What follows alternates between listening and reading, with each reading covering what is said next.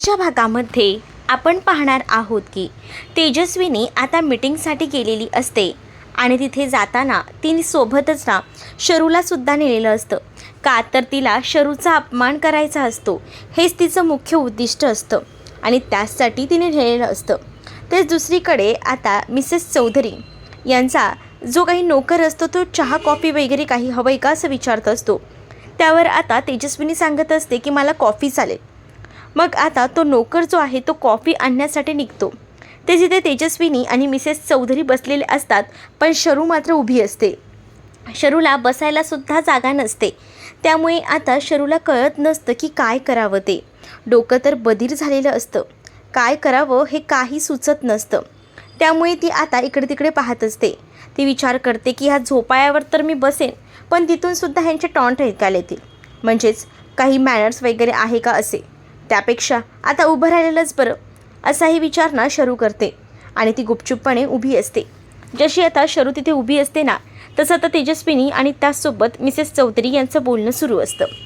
त्याच वेळेला मिसेस चौधरी आता कामासंदर्भात बोलत असतात आणि त्या आता कुठेतरी बाहेर फिरून आले आहेत त्याबद्दलही सांगत असतात. तेजस्विनी म्हणत असते की मला तर सध्या कुठे जायला भेटलं नाही आहे, पण आता मिसेस चौधरी ती स्वतःचं कौतुक करत सांगत असते की मी अशा ठिकाणी फिरून आले वगैरे वगैरे. मग तेव्हाच ना मी आता एक हॉटेल चालू करते. हॉटेलचं काम तर सुरू आहे, एक शेवटच्या टप्प्यात आहे आणि आता खरं तर तेजस्विनीला त्या हॉटेलसाठी इन्व्हेस्टमेंट हवी होती आणि याचसाठी ती तिथे गेलेली होती. आणि तिला असं वाटत होतं की निदान आपण आपला प्रोजेक्ट ह्यांना दाखवला तर नक्कीच ही आपल्या याच्यामध्ये इन्व्हेस्टमेंट करेल आणि याचसाठी ती आता गेलेली होती.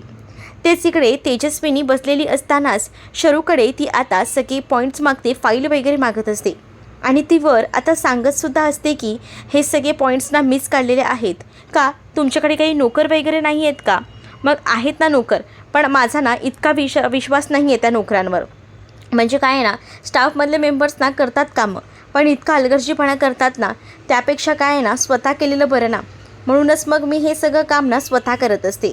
खरं तर ते सगळे रिपोर्ट ना हे बनवलेले असतात शरूने रात्रभर जागून, पण ह्या सगळ्याचं क्रेडिट मात्र इकडे आता तेजस्विनी स्वतःकडे घेत असते. आणि ती आता त्या मिसेस चौधरींना सांगते की हे सगळं काही मीच तयार केलं आहे, बघ तुला जमतंय का. मग आता ते सगळे काही पेपर्स जे आहेत, फाईल्स वगैरे, ते सगळं काही वाचलं जातं. ते पेपर्स वाचल्यानंतर खूप जास्त इंटरेस्टिंग आहे तुमचे हे सगळं, हे आता तेजस्विनीला मिसेस चौधरी बोलत असतात. त्यामुळे तेजस्विनी ढगात जाते. त्यानंतर तेजस्विनी म्हणते की बघ हे तर आहेच, पण मी ना जे काही पॉईंट्स आहेत ना ते काही लॅपटॉपमध्ये सुद्धा व्यवस्थित आणलेत, तुला हवे तर मी तेही दाखवू शकते. आणि असं बोलून ती आता शरूकडे लॅपटॉपही मागत असते. शरूला बिचारीला उभं केलेलं असतं आणि इथे त्यांचं बसून मस्तपैकी कार्यक्रम सुरू असतो. तेच आता एक नोकर आलेला असतो कॉफी वगैरे घेऊन, पण मुद्दामूनच ना आता इथे असणाऱ्या तेजस्विनीने सांगितलेलं असतं की एवढ्यात तरी मला काहीच नको आहे, मी थोड्या वेळाने घेईन, तुम्ही ठेवा तिथेच. मग तेव्हाच ना इकडे आता तेजस्विनी लॅपटॉप वगैरे घेऊन जे काही प्रेझेंटेशन शरूनेच केलेलं आहे ना ते आता दाखवत असते. आणि ते प्रेझेंटेशन बघून मात्र ना आता शरू जी आहे ती मात्र रागातच असते, कारण हे सगळं काही बिचारा शरूने केलं होतं आणि क्रेडिट मात्र घेऊन चालली होती ती म्हणजे तेजस्विनी. तेच दुसरीकडे आता ते जे पूर्ण प्रेझेंटेशन होतं ते सुद्धा आता इथे मिसेस चौधरीला आवडलेलं असतं आणि ती म्हणत असते की खरंच खूप इंटरेस्टिंग आहे हे सगळं आणि मला आवडेल, मी तुमच्यामध्ये नक्कीच इन्व्हेस्टमेंट करेन, पण आधी मला थोडं सगळं काही बघावं लागेल, असंही आता ती म्हणत असते. त्यावर ठीक आहे, तुम्ही निवांत वेळ घ्या, जेव्हा हवेत तेव्हा पेपर वाचा, काही हरकत नाही आहे माझी, असंही आता इकडे तेजस्विनीने त्या मिसेस चौधरी यांना म्हटलेलं असतं. त्यानंतर आता मिसेस चौधरी आणि त्याचबरोबर तेजस्विनीच्या गप्पा सुरू असतात आणि जेव्हा त्यांच्या गप्पा रंगलेल्या असतात ना तेव्हा मात्र शरू तिथेच उभी असते. शरूला आता उभं राहून राहून वैताग आलेला असतो. अगदीच ना नोकराला जसं ट्रीट करतात ना तसंच शरूला ट्रीट केलं जात होतं. तेच दुसरीकडे आता जय वाट बघत असतो की अजून कशी काय आलेली नाही आहे ही. मग आता तेवढ्यातच ना समायरा तिथे येते आणि समायरा म्हणत असते की आज शरू दिदी इथे येणार नाही आहे का, काय झालं. शरू दिदी ना खरं तर तेजस्विनी मॅमसोबत मिटिंगला गेली आहे. हे ऐकल्यानंतर जयला तर धक्काच बसतो. जय म्हणत असतो काय, मम्मासोबत ती मिटिंगला, हे कधी ठरलं. मला वाटलं तुम्हाला तुमच्या आईनं सांगितलं असेल म्हणून मी तुम्हाला आता सांगते. नाही नाही, मला काहीच माहीत नाही. आणि मग मिटिंगसाठी, मग तेव्हाच मला तर याबद्दल काहीच माहीत नाही. तेव्हा जयला समायरा सांगत असते की ते काय ना तुम्हीच नेहमी शरूचं कौतुक करत असता ना, शरू खूप जास्त टॅलेंटेड आहे, शरू छान काम करते वगैरे. मग त्यांनाही असं वाटलं की शरूला आपण एखादं काम देऊन बघूया की ती कसं करते, आणि म्हणूनच ते दिलं होतं. मग आता जयला थोडं टेन्शन येतं. जय आता काम असतं म्हणून आतमध्ये निघून जातो. तेच दुसरीकडे मात्र समायरा खूप जास्त खुश असते. खरं तर समायराला हे सगळं प्लॅनिंग माहिती होतं, त्यामुळे आता तिला आनंद झालेला असतो आणि ती हसत असते.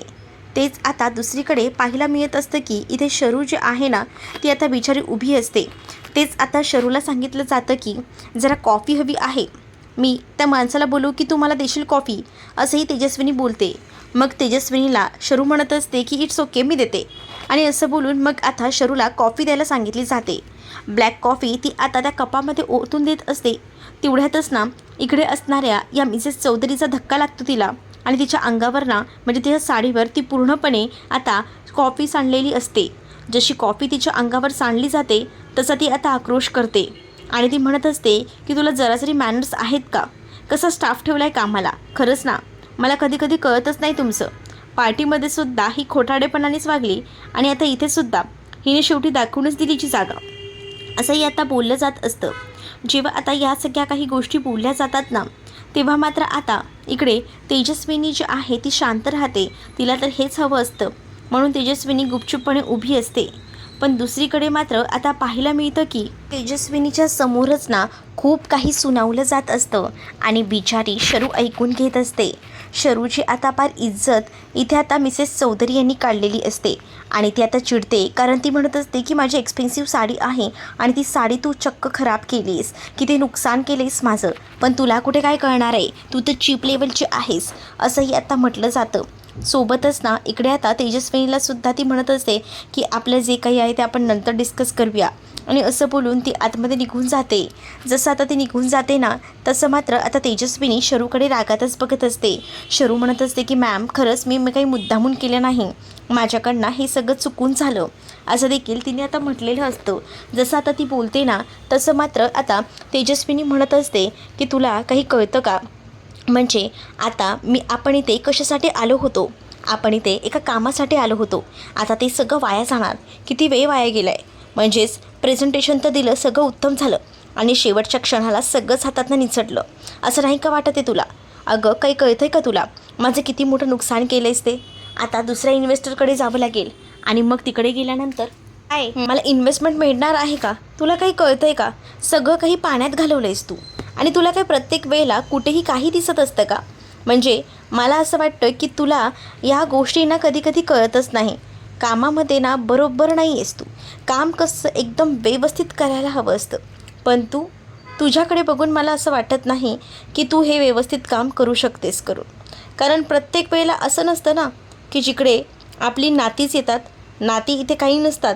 आता ना तू एक काम करणारी एम्प्लॉई आहेस आणि तेव्हाच तू हे काम आहे ना व्यवस्थित करायला हवं, त्यामध्ये कोणत्याही चुका असायला नकोत. पण तुला तुझं काम जमते कुठे? तुला काय वाटतं हे कॅटरिंगचं तुझं डबे पोचवायचं काम झालं का? कसंही केलं की काही झालं? तसं नसतं, यामध्ये खूप मेहनत असते. आणि आता ही सगळी मेहनत आहे ना माझी वाया गेली आहे, ती फक्त आणि फक्त तुझ्यामुळे हे सगळं पाण्यात गेलं आहे, असंही आता म्हटलं जात असतं. आणि जेव्हा एवढ्या सगळ्या गोष्टी सुनावल्या जातात ना तेव्हा बिचारी शरू ऐकत असते. पण तेव्हाच ना तेजस्विनी खूप काही बोलते. तेजस्विनी म्हणत असते की तुमच्यासारख्या नोकरांना ना पायाखालीच ठेवलं पाहिजे, डोक्यावर बसून उपयोग नाही. बिचारा शरूला वाईट वाटत असतं. तेजस्विनी जरी शांततेत बोलत असली तरी तिचे एकूण एक शब्द ना मनाला घर करत असतात आणि काळजाला चिरा पाडत असतात. आणि त्यामुळेच ना ह्या सगळ्या गोष्टींचा शरूला त्रास होतो. शरू अक्षरशः रडत असते. पण तेजस्विनीला सूड घ्यायचा असतो आणि त्याचा सूड ती अशा पद्धतीने घेत असते. तेजस्विनी रागारागात बोलते आणि जेव्हा ती रागारागात ह्या सगळ्या काही गोष्टी बोलते ना तेव्हा बिचाऱ्या शरूने विचारही केला नव्हता की तिला एवढं सगळं काही ऐकायला भेटेल ते. पण आता बिचारी शरू तोंडातनं एकही शब्द काढत नाही, ती शांत असते. कारण तिला आधीच जाताना पमाने सांगितलेलं होतं की काही झालं तरी तोंडातनं एक शब्द काढायचा नाही, कारण कितीही काही झालं तरीसुद्धा त्या तुझ्या बहिणीच्या होणाऱ्या सासूबाई आहेत, त्यामुळे आपलं नातं आहे.